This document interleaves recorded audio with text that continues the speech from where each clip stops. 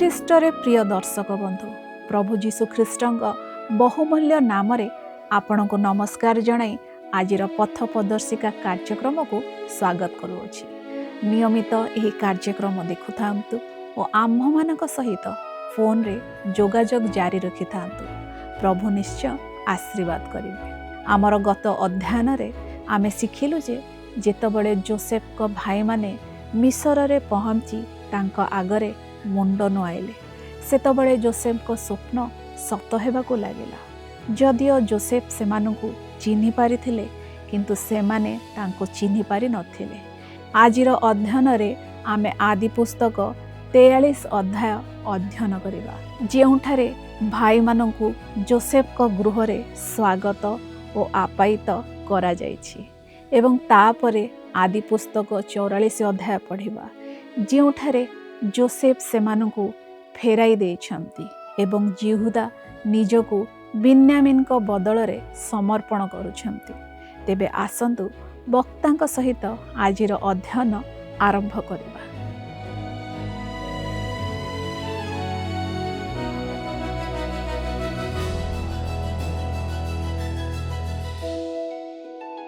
ଖ୍ରୀଷ୍ଟରେ ପ୍ରିୟ ଦର୍ଶକ ବନ୍ଧୁ ନମସ୍କାର। ଆଜି ଆମେ ଆଉ ଏକ ନୂଆ ବିଷୟକୁ ଅଧ୍ୟୟନ କରିବାକୁ ଯିବା। ତାହା ହେଲା ଆଦି ପୁସ୍ତକ 43 ପର୍ବ ତାର 16 ପଦରୁ 44 ପର୍ବର 34 ପଦର ଶେଷ ଯାଏ ଭାଇମାନେ ଯୋସେଫଙ୍କ ଘରେ ଭୋଜନ ପାନ କରୁଛନ୍ତି। ଆଦି ପୁସ୍ତକ 43 ପର୍ବ ତାର 16 ଏବଂ 17 ପଦରେ ଲେଖା ଅଛି, ସେତେବେଳେ ଯୋସେଫ ସେମାନଙ୍କ ସଙ୍ଗରେ ବିନ୍ୟାମିନକୁ ଦେଖି ଆପଣା ଗୃହାଧ୍ୟକ୍ଷକୁ କହିଲେ, ଏହି ଲୋକମାନଙ୍କୁ ଆମ୍ଭ ଗୃହକୁ ନେଇଯାଅ ଓ ପଶୁ ମାରି ଖାଦ୍ୟଦ୍ରବ୍ୟ ପ୍ରସ୍ତୁତ କର। ଏମାନେ ମଧ୍ୟାହ୍ନ ସମୟରେ ଆମ୍ଭ ସଙ୍ଗରେ ଭୋଜନ କରିବେ। ଏଥିରେ ସେହି ମନୁଷ୍ୟ ଯୋସେଫଙ୍କର ଆଜ୍ଞାନୁସାରେ କର୍ମ କରି ସେମାନଙ୍କୁ ଯୋସେଫଙ୍କ ଗୃହକୁ ନେଇଗଲା। ଯୋସେଫ ତାଙ୍କର ଭାଇମାନଙ୍କୁ ତାଙ୍କ ନିଜ ଘରକୁ ନିମନ୍ତ୍ରଣ କରିବାର କାରଣ ସ୍ପଷ୍ଟ ଥିଲା। ସେ ତାଙ୍କ ନିଜ ଘରେ ଏକାନ୍ତରେ ସେମାନଙ୍କ ସହିତ କଥାବାର୍ତ୍ତା କରିବାକୁ ଚାହୁଁଛନ୍ତି। ଆଦି ପୁସ୍ତକ 43 ପର୍ବ ତାର 18 ପଦରେ ଲେଖା ଅଛି, ପୁଣି ଯୋସେଫଙ୍କ ଗୃହକୁ ନୀତ ହେବାରୁ ସେମାନେ ଭୀତ ହୋଇ ପରସ୍ପର କହିଲେ, ପୂର୍ବେ ଆମମାନଙ୍କ ପଟରେ ଯେଉଁ ଟଙ୍କା ଫେରି ଯାଇଥିଲା, ତହିଁ ନିମନ୍ତେ ଆମମାନଙ୍କୁ ଏଠାକୁ ଆଣିଅଛି।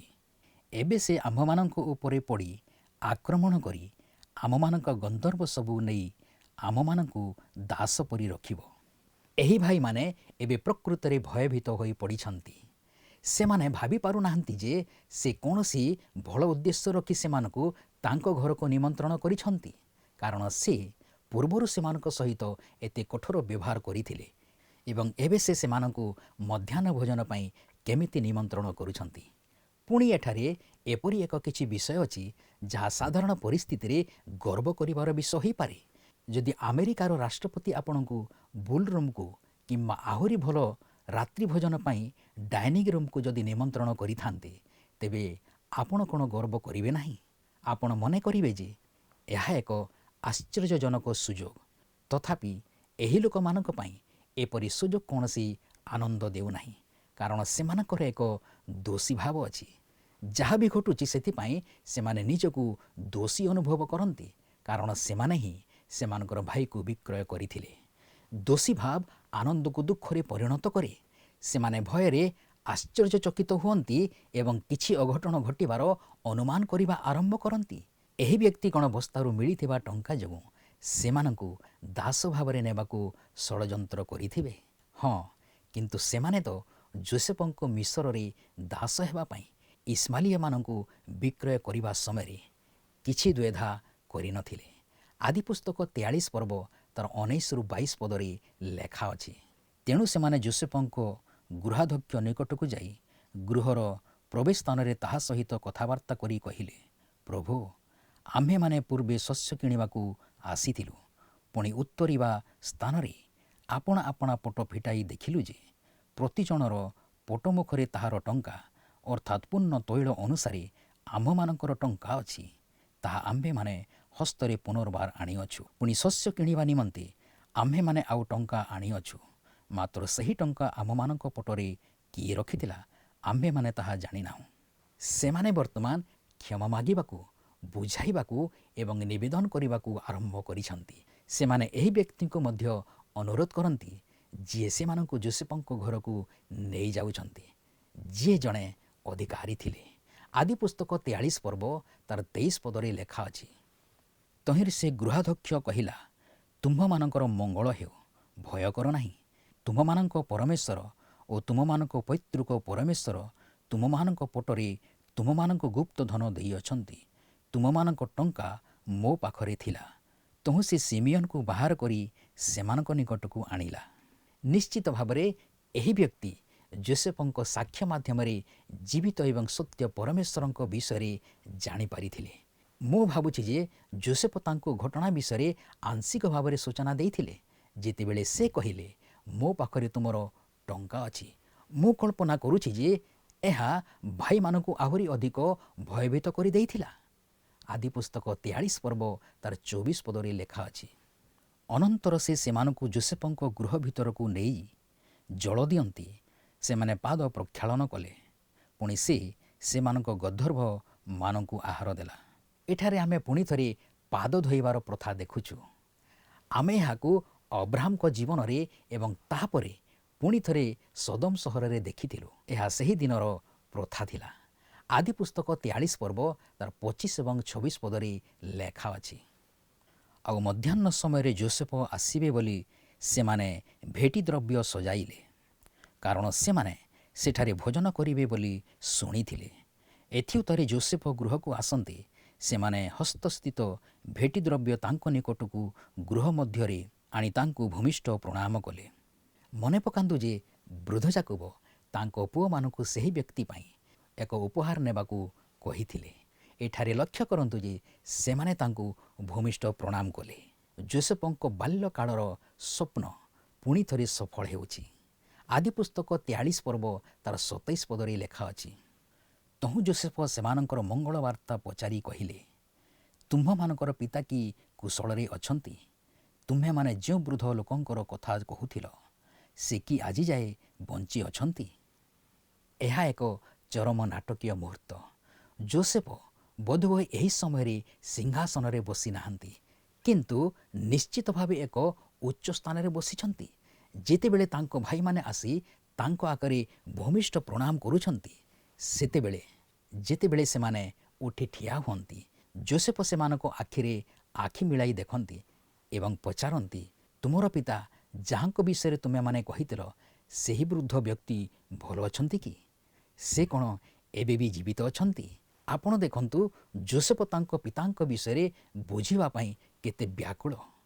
ଆଦି ପୁସ୍ତକ 43 ପର୍ବ ତାର 28 ପଦରେ ଲେଖା ଅଛି, ସେମାନେ କହିଲେ, ଆପଣଙ୍କ ଦାସ ଆମମାନଙ୍କ ପିତା କୁଶଳରେ ଅଛନ୍ତି। ସେ ଆଜି ଯାଏ ବଞ୍ଚି ଅଛନ୍ତି।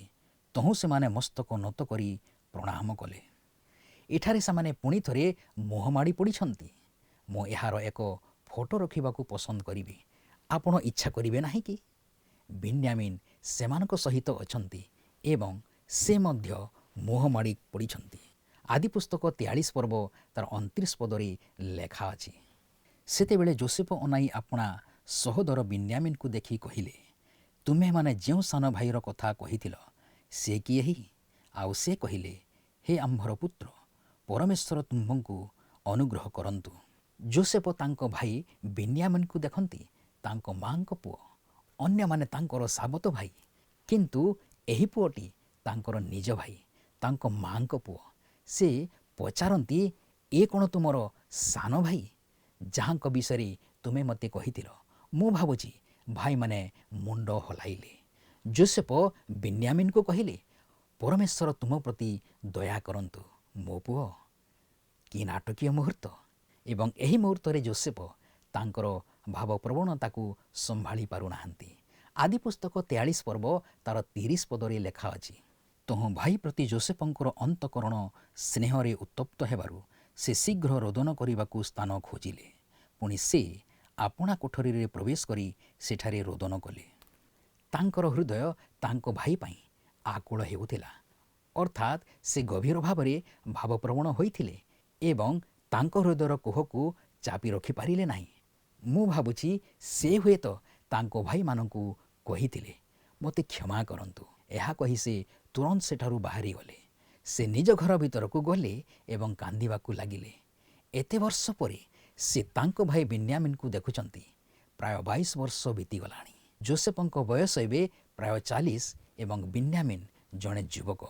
ଆଦି ପୁସ୍ତକ 43 ପର୍ବ ତାର 31 ପଦରେ ଲେଖା ଅଛି, ଅନନ୍ତର ସେ ମୁଖ ପ୍ରକ୍ଷାଳନ କରି ବାହାରକୁ ଆସିଲେ, ପୁଣି ଆପଣାକୁ ସମ୍ଭାଳି ଭକ୍ଷ୍ୟଦ୍ରବ୍ୟ ପରିବେଷଣ କରିବା ନିମନ୍ତେ ଆଜ୍ଞା ଦେଲେ। ଏହା ଏକ ଆଶ୍ଚର୍ଯ୍ୟଜନକ ଏବଂ ଅଦ୍ଭୁତ ଚିତ୍ର, ଯାହା ଏପର୍ଯ୍ୟନ୍ତ ସଫଳ ହେବାକୁ ବାକି ଅଛି। ଭବିଷ୍ୟତ ବକ୍ତା ଜିଖରିୟ ଆମକୁ କୁହନ୍ତି ଯେ ଯୀଶୁଖ୍ରୀଷ୍ଟ ଦିନେ ତାଙ୍କ ଭାଇମାନଙ୍କ ନିକଟରେ ନିଜକୁ ପ୍ରକାଶ କରିବାକୁ ଯାଉଛନ୍ତି। ସେମାନେ ତାଙ୍କ ବକ୍ଷ ପାର୍ଶ୍ୱର ବର୍ଚ୍ଛାର ଆଘାତ ଏବଂ ତାଙ୍କ ହାତର କଣ୍ଟାବିଦ୍ଧ ଚିହ୍ନ ବିଷୟରେ ତାଙ୍କୁ ପଚାରିବେ। ସେ ସେହିଦିନ ସେମାନଙ୍କୁ କହିବେ, ଏଗୁଡ଼ିକ ମୁଁ ମୋ ବନ୍ଧୁମାନଙ୍କ ଘରେ ପାଇଥିଲି। ତାପରେ ସେମାନେ ତାଙ୍କୁ ଚିହ୍ନିବେ ଏବଂ ସେମାନେ ବିଳାପ କରିବେ। ସେ ସେମାନଙ୍କୁ ପରିତ୍ରାଣ ଦେଇଛନ୍ତି। ସେ ସେମାନଙ୍କ ମୁକ୍ତି ପାଇଁ ନିଜ ଜୀବନ ଦେଇଥିଲେ। ଏହା ଘଟିବାକୁ ଯାଉଛି ଯେତେବେଳେ ପ୍ରଭୁ ଯୀଶୁ ପୃଥିବୀକୁ ଫେରିବେ। ସେ ତାଙ୍କ ଭାଇମାନଙ୍କୁ ଇସ୍ରାଏଲ ଜାତି ନିକଟରେ ପ୍ରକାଶିତ ହେବେ। ସେଠାରେ ଅବଶିଷ୍ଟାଂଶ ରହିବେ ଯେଉଁମାନେ ତାଙ୍କୁ ଜାଣିବେ। ଯେତେବେଳେ ସେ ପ୍ରଥମ ଥର ଆସିଲେ, ତାଙ୍କ ଭାଇମାନଙ୍କ ମଧ୍ୟରୁ ଅନେକ ତାଙ୍କ ଉପରେ ବିଶ୍ୱାସ କରିନଥିଲେ, କିନ୍ତୁ ସେହି ସମୟରେ ସେମାନେ ସମସ୍ତେ ତାଙ୍କୁ ଜାଣିବେ। ସେହିପରି ଯୋସେଫଙ୍କ ଭାଇମାନେ ହିଁ ତାଙ୍କୁ ଦାସତ୍ୱରେ ସମର୍ପଣ କରିଥିଲେ। ସେମାନେ ତାଙ୍କୁ ବିକ୍ରୟ କରିଥିଲେ, ତାଙ୍କୁ ଦୂର କରିଦେଇଥିଲେ, କିନ୍ତୁ ଏବେ ସେ ତାଙ୍କ ଭାଇମାନଙ୍କ ନିକଟରେ ନିଜକୁ ପ୍ରକାଶ କରିବାକୁ ଯାଉଛନ୍ତି। କୌଣସି ଏକ ଦିନ ଆମର ପ୍ରଭୁ ଯୀଶୁଖ୍ରୀଷ୍ଟ ମଧ୍ୟ ସେହିପରି କରିବାକୁ ଯାଉଛନ୍ତି। ମୋର ଖ୍ରୀଷ୍ଟିଆନ ବନ୍ଧୁ, ଯିହୁଦୀ ବିରୋଧୀ ପ୍ରତି ସାବଧାନ ରୁହନ୍ତୁ। ଇସ୍ରାଏଲ ଜାତି ଯେତେ ଅନ୍ଧ ହେଉ କିମ୍ବା ଆଜି ସେମାନେ ଯାହା କରୁଛନ୍ତି, ଏବଂ ଯଦି ସେମାନେ ସମସ୍ତେ ଭଲ ଲୋକ ନୁହନ୍ତି, ତଥାପି ଏହା ସତ୍ୟ ଯେ ସେମାନେ ଆମ ପ୍ରଭୁଙ୍କର ଭାଇ। ଏପରି ଦିନ ଆସୁଛି ଯେତେବେଳେ ସେ ସେମାନଙ୍କ ନିକଟରେ ନିଜକୁ ପ୍ରକାଶ କରିବେ। ଏହା ଏକ ପାରିବାରିକ ବ୍ୟାପାର। ଆମେ ତାଙ୍କ ପରିବାରକୁ ଏକା ଛାଡ଼ିଦେବା ଭଲ। କୌଣସି ପ୍ରକୃତ ଖ୍ରୀଷ୍ଟିଆନ ଯିହୁଦୀ ବିରୋଧୀ କାର୍ଯ୍ୟରେ ଲିପ୍ତ ହୋଇପାରିବ ନାହିଁ। ଯୋସେଫ କାନ୍ଦିବାକୁ ନିଜ ଏକାନ୍ତ କୋଠରୀକୁ ଗଲାପରେ ସେ ନିଜର କୋହ ଉପରେ ନିୟନ୍ତ୍ରଣ ପାଇଲେ, ମୁହଁ ଧୋଇଲେ ଏବଂ ଭାଇମାନଙ୍କ ପାଖକୁ ଫେରିଆସି କହିଲେ, ଆସ ଖାଇବା। ଆଦି ପୁସ୍ତକ 43 ପର୍ବ ତାର 32 ପଦରେ ଲେଖା ଅଛି, ତହିଁରେ ଭୃତ୍ୟମାନେ ଯୋସେଫଙ୍କ ନିମନ୍ତେ ଓ ତାଙ୍କ ଭାଇମାନଙ୍କ ନିମନ୍ତେ, ପୁଣି ତାଙ୍କ ସଙ୍ଗେ ଭୋଜନକାରୀ ମିଶ୍ରୀୟ ଲୋକମାନଙ୍କ ନିମନ୍ତେ ପୃଥକ ପୃଥକ ପରିବେଷଣ କଲେ। କାରଣ ଏବ୍ରିୟମାନଙ୍କ ସହିତ ଭୋଜନ କରିବାର ମିଶ୍ରୀୟମାନଙ୍କର ବ୍ୟବହାର ନଥିଲା। ତାହା ମିଶ୍ରୀୟମାନଙ୍କର ଘୃଣିତ କର୍ମ। ଏହି ଭୋଜନ ବିଷୟରେ ଅନେକ ଜିନିଷ ଅଛି ଯାହା ଭାଇମାନେ ଏତେ ଭୟଭୀତ ହୋଇନଥିଲେ ଲକ୍ଷ୍ୟ କରିପାରିଥାନ୍ତେ। ପ୍ରଥମ କଥା ହେଉଛି, ଯୋସେଫ ମିଶରୀୟମାନଙ୍କ ସହିତ ଖାଇନଥିଲେ। ମିଶରୀୟମାନେ ଅଲଗା ଖାଉଥିଲେ। ଯୋସେଫ ସେମାନଙ୍କଠାରୁ ଅଲଗା ଥିଲେ। ଭାଇମାନେ ଭାବିଥିବେ ଯେ ଯେହେତୁ ସେ ସେହି ନିର୍ଦ୍ଦିଷ୍ଟ ସ୍ଥାନର ମୁଖ୍ୟ ବ୍ୟକ୍ତି, ତେଣୁ ସେ ଅନ୍ୟଠାରୁ ପୃଥକ ରହୁଛନ୍ତି। ବର୍ତ୍ତମାନ ଏଠାରେ ଆଉ କିଛି ଘଟୁଛି। ଆଦି ପୁସ୍ତକ 43 ପର୍ବ ତାର 33 ପଦରେ ଲେଖା ଅଛି, ଅନନ୍ତର ଯୋସେଫଙ୍କ ସମ୍ମୁଖରେ ସେମାନଙ୍କର ଜ୍ୟେଷ୍ଠ ଜ୍ୟେଷ୍ଠ ସ୍ଥାନରେ ଓ କନିଷ୍ଠ କନିଷ୍ଠ ସ୍ଥାନରେ ବସିଲେ। ତହିଁରେ ସେମାନେ ପରସ୍ପର ଆଶ୍ଚର୍ଯ୍ୟ ବୋଧ କଲେ। ଯୋସେଫ ଭାଇମାନଙ୍କ ବସିବା ସ୍ଥାନ ସବୁ ସଜାଇଲେ ଏବଂ ସେ ରୁବେନଙ୍କୁ ତାଙ୍କ ଉପଯୁକ୍ତ ସ୍ଥାନରେ ରଖିଲେ। ସେ ବିନ୍ୟାମିନକୁ ତାଙ୍କ ଉପଯୁକ୍ତ ସ୍ଥାନରେ ରଖିଲେ ଏବଂ ସମସ୍ତ ଭାଇମାନେ ସେମାନଙ୍କ ବୟସ ଅନୁସାରେ ସଠିକ୍ କ୍ରମରେ ବସିଥିଲେ। ସେମାନେ ଆଶ୍ଚର୍ଯ୍ୟ ହୋଇ ପରସ୍ପରକୁ ଚାହିଁଲେ ଏବଂ ଆଶ୍ଚର୍ଯ୍ୟ ହେଲେ ଯେ ସେ ଏସବୁ କିପରି ଜାଣିଲେ। ଆଦି ପୁସ୍ତକ 43 ପର୍ବ ତାର 34 ପଦରେ ଲେଖା ଅଛି, ପୁଣି ସେ ଆପଣା ସମ୍ମୁଖରୁ ଭକ୍ଷ୍ୟ ଦ୍ରବ୍ୟ ଉଠାଇ ସେମାନଙ୍କୁ ପରିବେଷଣ କରାଇଲେ। ମାତ୍ର ସମସ୍ତଙ୍କ ଭାଗରୁ ବିନ୍ୟାମିନର ଭାଗ 5 ଗୁଣ ଅଧିକ ଥିଲା। ଏଥିରେ ସେମାନେ ପାନ କରି ତାଙ୍କ ସହିତ ଆନନ୍ଦ କଲେ। ଏହା ମଧ୍ୟ ଧ୍ୟାନ ଦିଅନ୍ତୁ ଯେ ସେ ସେମାନଙ୍କ ପ୍ଲେଟ୍ ଗୁଡ଼ିକୁ ପରିବେଷଣ କରିଥିଲେ ଏବଂ ପୁଣି ଥରେ ସେ ତାଙ୍କ ନିଜ ଭାଇ ବିନ୍ୟାମିନ ପ୍ରତି ତାଙ୍କର ସ୍ନେହ ଦେଖାଇବାରୁ ନିବୃତ୍ତ ହୋଇପାରିଲେ ନାହିଁ। ତେଣୁ ସେ ତାଙ୍କୁ 5 ଗୁଣ ଅଧିକ ଦେଲେ। ବର୍ତ୍ତମାନ ସେହି ଯୁବକ ଜଣକ ଏକ ଦୁର୍ଭିକ୍ଷ ଦେଇ ଯାଇଥିଲା ଏବଂ ଏହା ତାର ପ୍ରଥମ ପ୍ରକୃତ ଭୋଜନ ଥିଲା। ଏବଂ ସେମାନେ ଭୋଜନ ପାନ କଲେ ଏବଂ ତାଙ୍କ ସହିତ ଆନନ୍ଦ କଲେ। ଏହା ଏକ ଗୌରବମୟ ଘଟଣା ଥିଲା ଏବଂ ପରିଶେଷରେ ଯୋସେଫ ଯେତେବେଳେ ତାଙ୍କ ଭାଇମାନଙ୍କ ନିକଟରେ ନିଜକୁ ପ୍ରକାଶ କରିବେ ସେହି ଦିନଟି କେତେ ଅଦ୍ଭୁତ ହେବ। ଏଠାରେ ଆମେ 43 ପର୍ବ ଶେଷ କଲୁ। ବର୍ତ୍ତମାନ ଆମେ 44 ପର୍ବ ଅଧ୍ୟୟନ କରିବାକୁ ଯିବା। ବିଷୟବସ୍ତୁ, ଯୋସେଫ ତାଙ୍କ ଭାଇମାନଙ୍କୁ ଘରକୁ ପଠାନ୍ତି। ଜିହୁଦା ବେନ୍ୟାମିନଙ୍କ ସ୍ଥାନରେ ନିଜେ ବନ୍ଧକ ରହିବାକୁ ସ୍ୱେଚ୍ଛାରେ ସମ୍ମତ ହୁଅନ୍ତି। ପୁଣି ଥରେ ଆମ ସମ୍ମୁଖରେ ଏକ ରୋମାଞ୍ଚକର ଏକ ନାଟକୀୟ ଅଧ୍ୟାୟ ଅଛି। ଯୋସେଫ ତାଙ୍କ ଭାଇମାନଙ୍କୁ ଖାଦ୍ୟଶସ୍ୟ ସହିତ ସେମାନଙ୍କ ଘରକୁ ପଠାଇବା ସମୟରେ ତାଙ୍କ ମନରୁ ଆଉ କିଛି ବିଷୟ ସୃଷ୍ଟି ହୁଏ। ସେ ତାଙ୍କ ନିଜ ଭାଇ ବେନ୍ୟାମିନ ଓ ପିତା ଯାକୋବଙ୍କ ପ୍ରତି ତାଙ୍କ ଭାଇମାନଙ୍କ ସମ୍ପର୍କ ଏବଂ ସେମାନଙ୍କ ପ୍ରତି ସ୍ନେହ ବିଷୟରେ ପରୀକ୍ଷା କରନ୍ତି। ମନେ ରଖନ୍ତୁ ଯେ ସେମାନେ ତାଙ୍କୁ ଦାସତ୍ୱରେ ବିକ୍ରୟ କରିଥିଲେ। ସେମାନେ କ'ଣ ଏବେ ପରିବର୍ତ୍ତନ ହୋଇଛନ୍ତି? ସେମାନେ କ'ଣ ନିଜକୁ ରକ୍ଷା କରିବା ପାଇଁ ବେନ୍ୟାମିନକୁ ଦାସତ୍ୱରେ ଦେବାକୁ ଇଚ୍ଛୁକ ହେବେ? ସେ ନିଜକୁ ସେମାନଙ୍କୁ ଆଗରେ ପ୍ରକାଶ କରିବା ପୂର୍ବରୁ ଏହି ବିଷୟରେ ସେ ନିଶ୍ଚିତ ହେବାକୁ ପଡ଼ିବ। ସେ ଏଠାରେ ଯେଉଁ ପରୀକ୍ଷା ବ୍ୟବହାର କରନ୍ତି ତାହା ତାଙ୍କୁ ସମ୍ପୂର୍ଣ୍ଣ ପ୍ରମାଣ ଦେବ ଯେ ତାଙ୍କ ଭାଇମାନେ ତାଙ୍କ ପ୍ରତି ଯେଉଁ ନିଷ୍ଠୁର କାର୍ଯ୍ୟ କରିଥିଲେ ତାହା ପୁନରାବୃତ୍ତି କରିବେ ନାହିଁ। ଏଠାରେ ଜିହୁଦା ସବୁ ଭାଇମାନଙ୍କ ମୁଖପାତ୍ର ଭାବରେ କାର୍ଯ୍ୟ କରନ୍ତି ଏବଂ ତାଙ୍କୁ ଏଠାରେ ଏକ ଆଶ୍ଚର୍ଯ୍ୟଜନକ ଚିତ୍ରରେ ଅଣାଯାଇଛି। ସେ ବେନ୍ୟାମିନଙ୍କ ସ୍ଥାନ ନେବାକୁ ଇଚ୍ଛୁକ ଏବଂ ବେନ୍ୟାମିନଙ୍କ ସପକ୍ଷରେ ତାଙ୍କ ପ୍ରତିରକ୍ଷାର ବାକ୍ଚାତୁରୀ ବାଇବଲର ସବୁଠାରୁ ହୃଦୟସ୍ପର୍ଶୀ ଅଂଶ ମଧ୍ୟରୁ ଗୋଟିଏ। ଯୋସେଫ ଭାଇମାନଙ୍କୁ ଘରକୁ ପଠାଇଲେ। ଆଦି ପୁସ୍ତକ 44 ପର୍ବ ତାର 1 ପଦରୁ 5 ପଦରେ ଲେଖା ଅଛି, ଅନନ୍ତର ଯୋସେଫ ଆପଣା ଗୃହାଧ୍ୟକ୍ଷକୁ ଆଜ୍ଞା ଦେଲେ, ଏହି ଲୋକମାନଙ୍କ ପଟରେ ଯେତେ ଶସ୍ୟ ଧରୋଇ ସେତେ ପରିପୂର୍ଣ୍ଣ କରିଦିଅ। ପୁଣି ପ୍ରତ୍ୟେକର ଟଙ୍କା ପ୍ରତ୍ୟେକର ପଟ ମୁଖରେ ରଖ। ଆଉ କନିଷ୍ଠ ପଟରେ ତାହାର ଶସ୍ୟ କିଣିବା ଟଙ୍କା ସଙ୍ଗେ ଆମ୍ଭ ତାଟିଆ ସେ ରୂପା ତାଟିଆ ରଖ। ତହିଁରେ ସେ ଯୋସେଫଙ୍କ କଥାନୁସାରେ କଲା। ଆଉ ପ୍ରଭାତ ହେବା ମାତ୍ରେ ସେମାନେ ଗର୍ଦ୍ଧବ ସହିତ ବିଦାୟ ପାଇଲେ। ପୁଣି ନଗରରୁ ବାହାରି ବହୁତ ଦୂର ନ ଯାଉଣ ଯୋସେଫ ଆପଣା ଗୃହାଧ୍ୟକ୍ଷଙ୍କୁ କହିଲେ, ତୁମ୍ଭେ ଉଠି ସେହି ମନୁଷ୍ୟମାନଙ୍କ ପଛେ ପଛେ ଦୌଡ଼ି ଯାଇ ସେମାନଙ୍କ ସଙ୍ଗ ଧରି କୁହ, ତୁମ୍ଭେମାନେ ଉପକାର ବଦଳେ କାହିଁକି ଅପକାର କଲ? ଆମ୍ଭ ପ୍ରଭୁ ଯହିଁରେ ପାନ କରନ୍ତି ଓ ଯଦ୍ୱାରା ଗଣକତା କରନ୍ତି ସେହି ତାଟିଆ କି ଏ ନୁହେଁ? ଏପରି କର୍ମ ଦ୍ୱାରା ତୁମ୍ଭେମାନେ ଦୋଷ କରିଅଛ। ଯୋସେଫ ଭାଇମାନଙ୍କୁ ଖାଦ୍ୟଶସ୍ୟ ଦେଇ ସେମାନଙ୍କ ଦେଶକୁ ପଠାଇ ଦିଅନ୍ତି ଏବଂ ସେମାନେ ସବୁକିଛି ଠିକ୍ ଅଛି ବୋଲି ଭାବି ସେମାନଙ୍କ ଯାତ୍ରା ଆରମ୍ଭ କରନ୍ତି। ବେନ୍ୟାମିନଙ୍କ ଶସ୍ୟ ବସ୍ତା ଭିତରେ ରଖାଯାଇଥିବା ପାତ୍ର ବିଷୟରେ ସେମାନେ ଜାଣିନାହାନ୍ତି, କିନ୍ତୁ ଯୋସେଫଙ୍କ ଘରର ପରିଚାରକ ନିର୍ଦ୍ଦିଷ୍ଟ ନିର୍ଦ୍ଦେଶ ସହିତ ସେମାନଙ୍କ ପଛରେ ଆସନ୍ତି। ଭାଇମାନେ ଟିକେ ଦୂରକୁ ଯିବା ପରେ ସେମାନଙ୍କୁ ଧରି ନିଆଯାଏ। ଏଠାରେ ଯୋସେଫଙ୍କ ଏକ ସମ୍ପୂର୍ଣ୍ଣ ସୁରକ୍ଷା ଦଳ ସେମାନଙ୍କ ପଛରେ ଆସନ୍ତି ଏବଂ ସେମାନଙ୍କୁ ଯୋସେଫଙ୍କ ପାତ୍ରଟି ଚୋରି କରି ନେଇଯିବାର ଅଭିଯୋଗ କରାଯାଏ। ଆଦି ପୁସ୍ତକ 44 ପର୍ବ ତାର 6 ଏବଂ 7 ପଦରେ ଲେଖା ଅଛି, ଅନନ୍ତର ସେ ସେମାନଙ୍କ ସଙ୍ଗ ଧରି ଏହି ସବୁ କଥା କହିଲା। ତହିଁରେ ସେମାନେ କହିଲେ, ଆମ୍ଭର ପ୍ରଭୁ କାହିଁକି ଏପରି କଥା କହନ୍ତି?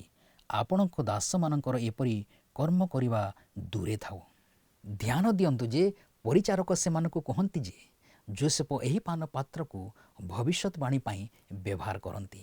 ମନେ ରଖନ୍ତୁ ଯେ ଯୋସେଫ ଜଣେ ଭବିଷ୍ୟତ ବକ୍ତା ଥିଲେ ଏବଂ ସେ ଭବିଷ୍ୟତ ବିଷୟରେ ଭବିଷ୍ୟବାଣୀ କରିପାରୁଥିଲେ। ଆମେ ଜାଣୁ ଯେ ସେ ଜେଲରେ ଥିବାବେଳେ ରୋଷେଇକାରୀ ପାନପାତ୍ର ବାହକଙ୍କ ଏବଂ ପରେ ଫାରୋଙ୍କ ସ୍ୱପ୍ନର ବ୍ୟାଖ୍ୟା କରିଥିଲେ। ସେ ହୁଏତ ଏହି ପାନପାତ୍ର ବ୍ୟବହାର କରିଥାଇପାରନ୍ତି କିମ୍ବା ହୁଏତ ଏହା ସେ କରିଥିବା ଚକ୍ରାନ୍ତର ଏକ ଅଂଶ ଥିଲା। ଆମକୁ ବୁଝିବାକୁ ପଡ଼ିବ ଯେ ତାଙ୍କର ଭବିଷ୍ୟବାଣୀର ଦାନ ପରମେଶ୍ୱର ତାଙ୍କୁ ଦେଇଥିଲେ। ଯୋସେଫଙ୍କୁ ଏହା ଈଶ୍ୱରଙ୍କ ଦାନ ଥିଲା, ଏହା ପାନପାତ୍ରରେ ନଥିଲା। ଆଦି ପୁସ୍ତକ 44 ପର୍ବ ତାର 8 ଏବଂ 9 ପଦରେ ଲେଖା ଅଛି, ଦେଖନ୍ତୁ ଆପଣ ଆପଣ ପଟ ମୁଖରୁ ଆଉ ଥର ଯେଉଁ ଟଙ୍କା ପାଇଥିଲୁ ତାହା ଆମ୍ଭେମାନେ କିଣାନ ଦେଶରୁ ପୁନର୍ବାର ଆପଣଙ୍କ ନିକଟକୁ ଆଣିଲୁ। ତେବେ କି ରୂପେ ଆପଣଙ୍କ ପ୍ରଭୁଙ୍କ ଗୃହରୁ ରୂପା କି ସୁନା ଚୋରି କରିବୁ? ଆପଣଙ୍କ ଦାସମାନଙ୍କ ମଧ୍ୟରେ ଯାହାଠାରୁ ତାହା ମିଳେ ସେ ମରୁ, ପୁଣି ଆମ୍ଭେମାନେ ମଧ୍ୟ ପ୍ରଭୁଙ୍କର ଦାସ ହେବୁ। ସେମାନେ ସମ୍ପୂର୍ଣ୍ଣ ନିଶ୍ଚିତ ଥିଲେ ଯେ ସେମାନଙ୍କ ପାଖରେ ସେହି ପାନପାତ୍ର ନାହିଁ। ଆଦି ପୁସ୍ତକ 44 ପର୍ବ ତା'ର 10ରୁ 12 ପଦରେ ଲେଖା ଅଛି। ତହିଁରେ ସେ କହିଲା, ଭଲ ତୁମମାନଙ୍କ କଥାନୁସାରେ ହେଉ, ଯାହା ପାଖରୁ ତାହା ମିଳିବ ସେ ଆମ୍ଭର ଦାସ ହେବ, ମାତ୍ର ଅନ୍ୟମାନେ ନିର୍ଦ୍ଦୋଷ ହେବେ। ତହୁଁ ସେମାନେ ସେହି କ୍ଷଣି ଭୂମିରେ ଆପଣା ଆପଣା ପଟ ଉତ୍ତାରି ପ୍ରତ୍ୟେକେ ଆପଣା ଆପଣା ପଟ ଫିଟାଇବାକୁ ଲାଗିଲେ। ସେ ଗୃହାଧ୍ୟକ୍ଷ ଜ୍ୟେଷ୍ଠଠାରୁ ଆରମ୍ଭ କରି କନିଷ୍ଠ ପର୍ଯ୍ୟନ୍ତ ଖୋଜିଗଲା, ଆଉ ବେନ୍ୟାମିନର ପଟରୁ ସେହି ତାଟିଆ ମିଳିଲା। ଅବଶ୍ୟ ଯୋସେଫ ପରିଚାରକଙ୍କୁ ନିର୍ଦ୍ଦେଶ ଦେଇଥିଲେ ଯେ ସେହି ପାତ୍ର ସେ ବେନ୍ୟାମିନର ମୁଣିରେ ରଖିବ। ଆଦି ପୁସ୍ତକ 44 ପର୍ବ ତା'ର 13 ପଦରେ ଲେଖା ଅଛି। ସେତେବେଳେ ସେମାନେ ଆପଣା ଆପଣା ବସ୍ତ୍ର ଚିରିଲେ, ଆଉ ପ୍ରତ୍ୟେକେ ଗଧ ବୋଝାଇ କରି ନଗରକୁ ଫେରିଗଲେ। ସେମାନେ ଅତ୍ୟନ୍ତ ଦୁଃଖର ନିଦର୍ଶନ ସ୍ୱରୂପ ସେମାନେ ପିନ୍ଧିଥିବା ପୋଷାକ ଚିରି ଦେଇଥିଲେ। ସେମାନେ ସମସ୍ତେ ପଛକୁ ଫେରିଲେ। ସେମାନେ ବେନ୍ୟାମିନକୁ ଛାଡ଼ି ଘରକୁ ଫେରିବେ ନାହିଁ, ଏହା ଆପଣ ନିଶ୍ଚିତ ହୋଇପାରନ୍ତି। ଏଠାରେ ସେମାନେ ପୁଣି ଥରେ ଯୋସେଫଙ୍କ ସମ୍ମୁଖରେ ମୁହଁ ମାଡ଼ି ଭୂମିରେ ପଡ଼ିଲେ। ବର୍ତ୍ତମାନ ସମସ୍ତେ ଗଭୀର ଦୁଃଖ ଏବଂ ଆଶଙ୍କାରେ ଅଛନ୍ତି। ଆଦି ପୁସ୍ତକ 44 ପର୍ବ ତା'ର 14 ଏବଂ 15 ପଦରେ ଲେଖା ଅଛି। ଆଉ ଜିହୁଦା ଓ ତାହାର ଭାତୃଗଣ ଯୋସେଫଙ୍କ ଗୃହରେ ପ୍ରବେଶ କଲେ। ଯୋସେଫ ସେ ସମୟ ପର୍ଯ୍ୟନ୍ତ ସେଠାରେ ଥିଲେ ଏବଂ ସେମାନେ ତାଙ୍କ ସାକ୍ଷାତରେ ଭୂମିରେ ପଡ଼ିଲେ। ତେବେ ଯୋସେଫ ସେମାନଙ୍କୁ କହିଲେ, ତୁମେମାନେ ଏ କିପରି କାର୍ଯ୍ୟ କଲ? ଆମ୍ଭ ପରା ଲୋକ ଯେ ଅବଶ୍ୟ ଗଣକତା କରିପାରିବ, ଏହା କି ତୁମେମାନେ ଜାଣ ନାହିଁ? ବେନ୍ୟାମିନଙ୍କ ସ୍ଥାନରେ ବନ୍ଧକ ହେବାକୁ ଜିହୁଦା ସ୍ୱେଚ୍ଛାରେ ସମ୍ମତି ଦିଅନ୍ତି। ଜିହୁଦା ସାମ୍ନାକୁ ଆସୁଛନ୍ତି ଏବଂ ବର୍ତ୍ତମାନ ଏହି ବ୍ୟକ୍ତିଙ୍କ ବଦାନ୍ୟତା ପ୍ରକୃତରେ ସ୍ପଷ୍ଟ ଭାବରେ ଦେଖାଯାଉଛି। ମନେ ରଖନ୍ତୁ ଯେ ଜିହୁଦା ଗୋଷ୍ଠୀରୁ ହିଁ ତ୍ରାଣକର୍ତ୍ତା ଆସିବେ। ଏହି ବ୍ୟକ୍ତି ଏପର୍ଯ୍ୟନ୍ତ ସବୁଠାରୁ ଉତ୍କୃଷ୍ଟ ମନ୍ତବ୍ୟ ଦିଅନ୍ତି। ସେ ପୂର୍ଣ୍ଣ ସ୍ୱୀକାର କରନ୍ତି ଯେ ସେମାନଙ୍କ ପାପ ଯୋଗୁଁ ଏହା ସେମାନଙ୍କ ଉପରେ ଘଟିଛି। ଆଦି ପୁସ୍ତକ 44 ପର୍ବ ତା'ର 16 ଏବଂ 17 ପଦରେ ଲେଖା ଅଛି। ତହିଁରେ ଜିହୁଦା କହିଲା, ଆମ୍ଭେମାନେ ପ୍ରଭୁଙ୍କ ଛାମୁରେ ଆଉ କି ଉତ୍ତର ଦେବୁ? ଆଉ କି କଥା କହିବୁ ଅବା କି ରୂପେ ଆପଣାମାନଙ୍କୁ ନିର୍ଦ୍ଦୋଷ କରିବୁ? ପରମେଶ୍ୱର ଆପଣଙ୍କ ଦାସମାନଙ୍କର ଅପରାଧ ପ୍ରକାଶ କରିଅଛନ୍ତି। ଦେଖନ୍ତୁ, ଆମ୍ଭେମାନେ ଓ ଯାହାଠାରୁ ତାଟିଆ ମିଳିଅଛି ସେ ସମସ୍ତେ ହିଁ ପ୍ରଭୁଙ୍କର ଦାସ ହେଲୁ। ତହିଁରେ ଯୋସେଫ କହିଲେ, ଏପରି କର୍ମ ଆମ୍ଭଠାରୁ ଦୂର ହେଉ। ଯାହାଠାରୁ ତାଟିଆ ମିଳିଅଛି ସେ ଆମ୍ଭର ଦାସ ହେବ, ମାତ୍ର ତୁମ୍ଭେମାନେ କୁଶଳରେ ପିତାଙ୍କ ନିକଟକୁ ଚାଲିଯାଅ। ଯୋସେଫ ଏବେ ସେମାନଙ୍କୁ ସେମାନଙ୍କ ସାନ ଭାଇ ପ୍ରତି ପ୍ରେମ ବିଷୟରେ ପରୀକ୍ଷା କରିବାକୁ ଚାହୁଁଛନ୍ତି। ସେ କହୁଛନ୍ତି ଯେ ବେନ୍ୟାମିନ ଦୋଷୀ, ତେଣୁ ବେନ୍ୟାମିନ ହିଁ ବନ୍ଧକ ରହିବା ଉଚିତ। ସେମାନେ ଯୋସେଫଙ୍କୁ ଦାସତ୍ୱରେ ବିକ୍ରୟ କରିଥିଲେ। ଏବେ ସେ କହୁଛନ୍ତି ବେନ୍ୟାମିନକୁ ଏଠାରେ ଛାଡ଼ିଦିଅ ଏବଂ ସେ ମୋର ଦାସ ହୋଇ ରହିବ, କାରଣ ସେ ଦୋଷୀ। ତୁମେ ବାକି ସମସ୍ତେ ଘରକୁ ଯାଇପାରିବ। ବର୍ତ୍ତମାନ ଜିହୁଦାଙ୍କ କଥା ଶୁଣନ୍ତୁ। ଆଦି ପୁସ୍ତକ 44 ପର୍ବ ତା'ର 18 ପଦରେ ଲେଖା ଅଛି। ତହିଁରେ ଜିହୁଦା ନିକଟକୁ ଯାଇ କହିଲା, ପ୍ରଭୁ, ଆପଣଙ୍କ ଏହି ଦାସକୁ ପ୍ରଭୁଙ୍କ କର୍ଣ୍ଣଗୋଚରରେ ପଦେ ନିବେଦନ କରିବାକୁ ଅନୁମତି ଦିଅନ୍ତୁ ଓ ଆପଣା ଦାସ ପ୍ରତି ଆପଣଙ୍କ କ୍ରୋଧ ପ୍ରଜ୍ୱଳିତ ନ ହେଉ, କାରଣ ଆପଣ ଫାରୋଙ୍କ ତୁଲ୍ୟ ଅଟନ୍ତି। ମିଶରରେ ଯୋସେଫ କେଉଁ ପଦବୀରେ ଅଛନ୍ତି ତାହା ଆପଣ ବୁଝିପାରୁଛନ୍ତି। ଆଦି ପୁସ୍ତକ 44 ପର୍ବ ତା'ର 19ରୁ 29 ପଦରେ ଲେଖା ଅଛି। ପ୍ରଭୁ ଆପଣା ଦାସମାନଙ୍କୁ ପଚାରିଥିଲେ, ତୁମମାନଙ୍କର ପିତା କିଏ ବା ଭାଇ ଅଛନ୍ତି କି? ତହିଁରେ ଆମ୍ଭେମାନେ ପ୍ରଭୁଙ୍କୁ ଉତ୍ତର ଦେଇଥିଲୁ, ଆମମାନଙ୍କ ପିତା ଅଛନ୍ତି, ସେ ବୃଦ୍ଧ ଲୋକ, ପୁଣି ତାଙ୍କ ବୃଦ୍ଧାବସ୍ଥାର ଗୋଟିଏ ପୁତ୍ର ଅଛି। ସେ ଜଣକ କନିଷ୍ଠ, ମାତ୍ର ତାହାର ସହୋଦର ମରିଅଛି। ସେହି କେବଳ ତାହାର ମାତାର ଅବଶିଷ୍ଟ ପୁତ୍ର, ଏଣୁ ତାହାର ପିତା ତାହାକୁ ସ୍ନେହ କରନ୍ତି। ଏଥିରେ ଆପଣ ଏହି ଦାସମାନଙ୍କୁ କହିଥିଲେ, ତୁମ୍ଭେମାନେ ତାକୁ ଆମ୍ଭ କତିକି ଆଣ, ଆମ୍ଭେ ତାକୁ ସ୍ୱଚକ୍ଷୁରେ ଦେଖିବା। ତେବେ ଆମ୍ଭେମାନେ ପ୍ରଭୁଙ୍କୁ କହିଥିଲୁ, ସେ ଯୁବା ପିତାଙ୍କୁ ଛାଡ଼ି ପାରିବ ନାହିଁ। ସେ ତାହାର ପିତାଙ୍କୁ ଛାଡ଼ି ଆସିଲେ ପିତା ମରିଯିବେ। ତହିଁରେ ଆପଣ ଏହି ଦାସମାନଙ୍କୁ କହିଲେ, ତୁମମାନଙ୍କ ସଙ୍ଗରେ କନିଷ୍ଠ ଭାଇ ନ ଆସିଲେ ତୁମ୍ଭେମାନେ ଆଉ ଆମ୍ଭ ମୁଖ ଦେଖିପାରିବ ନାହିଁ। ଅନନ୍ତର ଆମ୍ଭେମାନେ ଆପଣଙ୍କ ଦାସ ଯେ ମୋ ପିତା, ତାଙ୍କ ନିକଟରେ ଉପସ୍ଥିତ ହୋଇ ତାଙ୍କୁ ପ୍ରଭୁଙ୍କର ଏହିସବୁ କଥା କହିଲୁ। ଏଥି ଉତ୍ତାରେ ଆମ୍ଭମାନଙ୍କ ପିତା କହିଲେ, ତୁମେମାନେ ପୁନର୍ବାର ଯାଇ ଆମ୍ଭମାନଙ୍କ ନିମନ୍ତେ କିଛି ଭକ୍ଷ୍ୟ କିଣି ଆଣ। ତହିଁରେ ଆମ୍ଭେମାନେ କହିଲୁ, ଯାଇପାରିବୁ ନାହିଁ। ଯେବେ ସାନ ଭାଇ ଆମମାନଙ୍କ ସଙ୍ଗରେ ଥିବ ତେବେ ଯାଇପାରିବୁ, କାରଣ ସାନ ଭାଇ ଆମମାନଙ୍କ ସଙ୍ଗରେ ନଥିଲେ ଆମ୍ଭେମାନେ ସେହି ବ୍ୟକ୍ତିଙ୍କର ମୁଖ ଦେଖିପାରିବୁ ନାହିଁ। ତହିଁରେ ଆପଣଙ୍କ ଦାସ ଯେ ମୋହର ପିତା, ସେ ଆମ୍ଭମାନଙ୍କୁ କହିଲେ, ତୁମେମାନେ ଜାଣ, ଆମର ସେହି ଭାର୍ଯ୍ୟାଠାରୁ 2ଟି ପୁତ୍ର ହୋଇଥିଲେ। ସେମାନଙ୍କ ମଧ୍ୟରୁ ଗୋଟିଏ ଆମ ନିକଟରୁ ଚାଲିଗଲା। ତହୁଁ ଆମ୍ଭେ କହିଲୁ, ସେ ନିଶ୍ଚୟ ଖଣ୍ଡ ଖଣ୍ଡ ହୋଇ ବିଦୀର୍ଣ୍ଣ ହୋଇଅଛି। ପୁଣି ସେହି ଦିନଠାରୁ ଆମ୍ଭେ ଆଉ ତାକୁ ଦେଖି ନାହୁଁ। ଏବେ ଆମ୍ଭ ପାଖରୁ ଏହାକୁ ନେଇଗଲେ, ଯେବେ ଏହାକୁ କୌଣସି ବିପତ୍ତି ଘଟେ, ତେବେ ତୁମ୍ଭେମାନେ ଆମକୁ ଶୋକରେ ଏହି ପକ୍ଷ କେଶରେ ପାତାଳକୁ ପଠାଇବ। ଏହି ବିବୃତିରେ ଯେହୁଦା ଏଠାରେ ଘଟିଥିବା ଘଟଣା ଏବଂ ସେମାନଙ୍କ ପିତାଙ୍କ ଭାବନା ବର୍ଣ୍ଣନା କରୁଛନ୍ତି। ପ୍ରକୃତରେ ଏହି ଭାଇମାନେ ତାଙ୍କ ପିତାଙ୍କୁ ପ୍ରତାରଣା କରିଥିଲେ ଏବଂ ଯୋସେଫ ଏହା ଏବେ ଦେଖିପାରୁଛନ୍ତି। ସେ ବର୍ତ୍ତମାନ ଠିକ୍ ଭାବରେ ଜାଣିପାରୁଛନ୍ତି ଯେ ତାଙ୍କ ଭାଇମାନେ ତାଙ୍କ ପିତାଙ୍କୁ ଏତେ ଦିନ ପୂର୍ବରୁ ଯୋସେଫଙ୍କୁ ଜଙ୍ଗଲରେ କ'ଣ ଘଟିଥିଲା ବୋଲି କହିଥିଲେ। ମୁଁ ବିଶ୍ୱାସ କରେ ଯେ ଏହା ପ୍ରଥମ ଥର ସେମାନଙ୍କ ମଧ୍ୟରୁ କେହି ଯୋସେଫଙ୍କ ବିଷୟରେ ଏତେ କଥା କହୁଛନ୍ତି। ସେମାନେ ପୂର୍ବରୁ କହିଥିଲେ ଯେ ଯୋସେଫ ଆଉ ନାହାନ୍ତି, ସେ ମରିଯାଇଛନ୍ତି। ଆମେ ଏଠାରେ ଆଉ କିଛି ଦେଖିପାରୁଛୁ। ଯାକୋବ ଅନୁଗ୍ରହରେ ବଢ଼ୁଛନ୍ତି, ତଥାପି ସେ ଏପର୍ଯ୍ୟନ୍ତ ପରିପକ୍ୱ ହୋଇନାହାନ୍ତି। ପ୍ରଭୁଙ୍କୁ ବିଶ୍ୱାସ କରିବା ପରିବର୍ତ୍ତେ ସେ ଏହି ବାଳକ ବେନ୍ୟାମିନଙ୍କ ଉପରେ ନିର୍ଭର କରୁଛନ୍ତି। ଯଦି ବେନ୍ୟାମିନ ସହିତ କିଛି ହୋଇଯାଏ, ତେବେ ସେ ମରିଯିବେ। ସେ ତାର ଦୁଃଖରେ କବରକୁ ଚାଲିଯିବେ। ତେଣୁ ଆମେ ଜାଣିପାରିବା ଯେ ଯାକୋବ ଏପର୍ଯ୍ୟନ୍ତ ସେହି ସ୍ତରକୁ ଆସିନାହାନ୍ତି। ଯଦିଓ ସେ ଅନୁଗ୍ରହରେ ବଢ଼ୁଛନ୍ତି, ତଥାପି ତାଙ୍କର ପରମେଶ୍ୱରଙ୍କ ପ୍ରତି ସମ୍ପୂର୍ଣ୍ଣ ଆସ୍ଥା ଆସିନାହିଁ।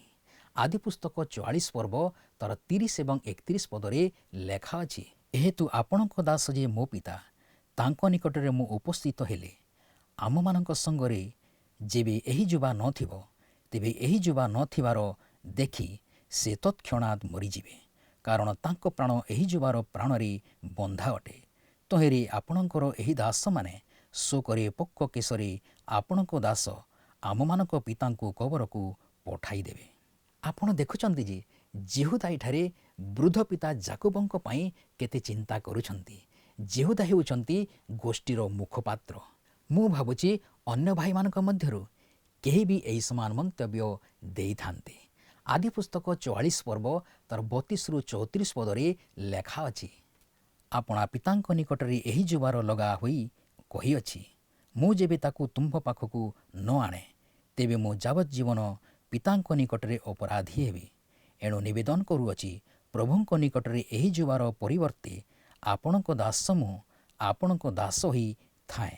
ମାତ୍ର ଏହି ଯୁବାକୁ ଭାଇମାନଙ୍କ ସଙ୍ଗରେ ବିଦାୟ କରନ୍ତୁ, କାରଣ ଏହି ଯୁବା ମୋ ସଙ୍ଗରେ ନଥିଲେ ମୁଁ କି ପ୍ରକାରେ ପିତାଙ୍କ ନିକଟକୁ ଯାଇପାରିବି? ପୁଣି ପିତାଙ୍କୁ ଯେଉଁ ବିପଦ ଘଟିବ ତାହା କି ପ୍ରକାରେ ଅବା ଦେଖିପାରିବି? ଯୋସେଫ ତାଙ୍କ ଭାଇମାନଙ୍କୁ ପରୀକ୍ଷା କରନ୍ତି ଏବଂ ସେମାନେ ସମସ୍ତେ ପରୀକ୍ଷାରେ ଉତ୍ତୀର୍ଣ୍ଣ ହୁଅନ୍ତି। ବେନ୍ୟାମିନକୁ ଦାସତ୍ୱରେ ଛାଡ଼ିଦେବା ଅପେକ୍ଷା ସେମାନେ ତାଙ୍କ ସ୍ଥାନ ନେବାକୁ ପ୍ରସ୍ତୁତ ଥିଲେ। ପ୍ରିୟ ଦର୍ଶକ ବନ୍ଧୁ, ମୁଁ ଆଶା କରେ ଆଜିର ଅଧ୍ୟୟନଟି ନିଶ୍ଚିତ ଭାବରେ ଆପଣଙ୍କୁ ଭଲ ଲାଗିଥିବ। ଆପଣଙ୍କଠାରୁ ବିଦାୟ ନେବା ପୂର୍ବରୁ ଆସନ୍ତୁ ପ୍ରାର୍ଥନା କରିବା। ମଙ୍ଗଳମୟ ସ୍ୱର୍ଗସ୍ଥ ପିତା, ଆମେ ତୁମକୁ ଧନ୍ୟବାଦ ଦେଉଅଛୁ। ଆଜିର ସୁନ୍ଦର ବାକ୍ୟ ଦ୍ୱାରା ଆମମାନଙ୍କୁ ତୁମେ କଥା କହିଅଛ। ଆଜିର ବାକ୍ୟ ଦ୍ୱାରା ଯାହା ବି ପ୍ରଭୁ ଆମେ ଶିକ୍ଷା ଲାଭ କରିଅଛୁ, ସେ ସମସ୍ତ ବିଷୟକୁ ବୁଝିବା ନିମନ୍ତେ ଆମମାନଙ୍କୁ ତୁମେ ସାହାଯ୍ୟ କର। ଆମ ପ୍ରତ୍ୟେକ ଦର୍ଶକ ଭାଇ ଭଉଣୀମାନଙ୍କୁ ତୁମେ ଆଶୀର୍ବାଦ କର। ଗୌରବ ସମ୍ଭ୍ରମ ମହିମା କେବଳ ତୁମକୁ ଦେଇ ଯୀଶୁଙ୍କ ନାମରେ ଏହି ପ୍ରାର୍ଥନା ମାଗୁଅଛୁ, ଆମେନ୍।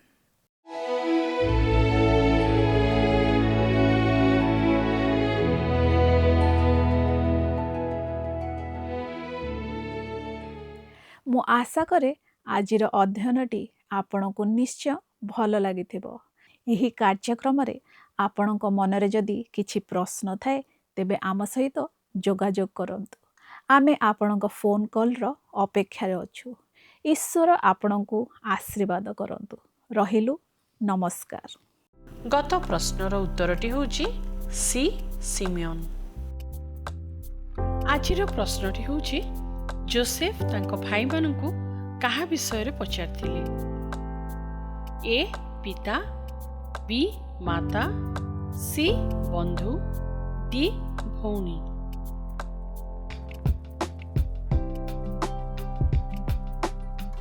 এই প্রশ্নর উত্তর আসন্তাকালি সন্ধ্যা 6টা মধ্যে অপশন মধ্যরু সঠিক উত্তর বাছি আপনার নাম ও সম্পূর্ণ ঠিকনা সহিত 9777221415 ফোন নম্বরে SMS কিংবা WhatsApp দ্বারা আমাকে জଣାইବାକୁ অনুরোধ। যদি আপনার আম কার্যক্রম ভাল লাগুচি তেবে 0444908126 রে মিসড কল দেই বিজয়ী ହୋଇପାରିବେ।